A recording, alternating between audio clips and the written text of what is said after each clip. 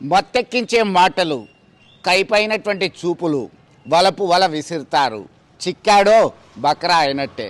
జగిత్యాల జిల్లా కోరుట్ల మెట్పల్లి ప్రాంతానికి చెందినటువంటి ఓ ముఠా రౌడీ షీటర్ రాజ్ కుమార్ ప్రోద్బలంతో బల్మూరి స్వప్న వాళ్ళ గ్యాంగ్ ధనవంతుల్ని ట్రాప్ చేస్తారు, మాటల్లో దించుతారు. ముగ్గులోకి దిగిన తర్వాత మీ ఫోటోలు ఉన్నాయి, మీ వీడియోలు ఉన్నాయి, నాకు 10 లక్షలు ఇస్తావా, దీన్ని వైరల్ చేయమంటావా అని బ్లాక్మెయిల్ చేస్తారు. హానీ ట్రాప్ చేయడం అలవాటుగా పెట్టుకున్నారు. సులభంగా డబ్బు సంపాదించడమే ధ్యేయంగా ముందుకొచ్చినటువంటి ఈ ముఠా గుట్టు రట్టయింది. బాధితుడు పోలీసులను ఆశ్రయించాడు. దీంతో రంగంలోకి దిగినటువంటి పోలీసులు 6గురిపై కేసు నమోదు చేశారు. 3గురిని రిమాండ్కి తరలించినటువంటి ఘటన సంచలనంగా మారింది.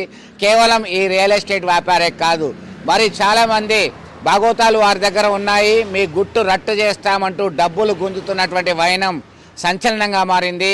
ఖచ్చితంగా మీకు ఏ ఇబ్బంది అయినా పోలీసులని ఆశ్రయించాలని సలహా ఇస్తున్నారు పోలీసులు.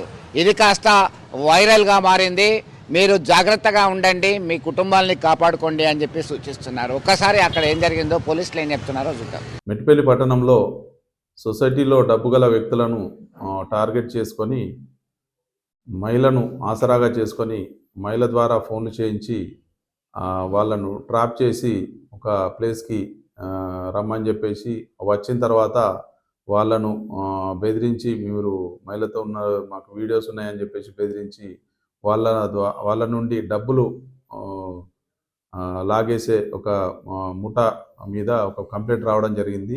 దాని ఆసరాగా మేము ఒకటి ఎక్స్టార్షన్ కేసు రిజిస్టర్ చేసి దాన్ని దర్యాప్తు ప్రారంభించగా వచ్చిన సమాచారం అంతా నిజమని తేలి ఈరోజు ఆ సభ్యుల్లో మొత్తం 6గురు సభ్యులు గల ఒక ముఠా ఏర్పడ్డది. దాంట్లో 2 రౌడీ షీటర్లు, ఒక పాత అఫెండరు, ఒక మహిళ, మిగతా 2 వ్యక్తులు, వీళ్ళందరూ ఒక టీమ్గా ఏర్పడి ఈ కార్యక్రమాలు కొద్ది రోజులుగా చేస్తున్న సమాచారం ఉన్నది.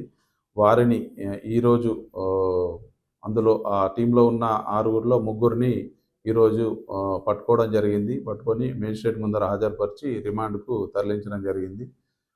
కావున మెట్పల్లి పట్టణ ప్రజలందరూ కూడా ఇది గమనించి ఇటువంటి కాల్స్ కానీ ఇటువంటి అపరిచితమైన వ్యక్తుల నుంచి వచ్చే కాల్స్ విషయంలో అప్రమత్తతో ఉండి తగు జాగ్రత్తలు తీసుకోవాలని చెప్పేసి పోలీసుల విజ్ఞప్తి. అది మిగతా అంతా కూడా విచారణలో ఉన్నది.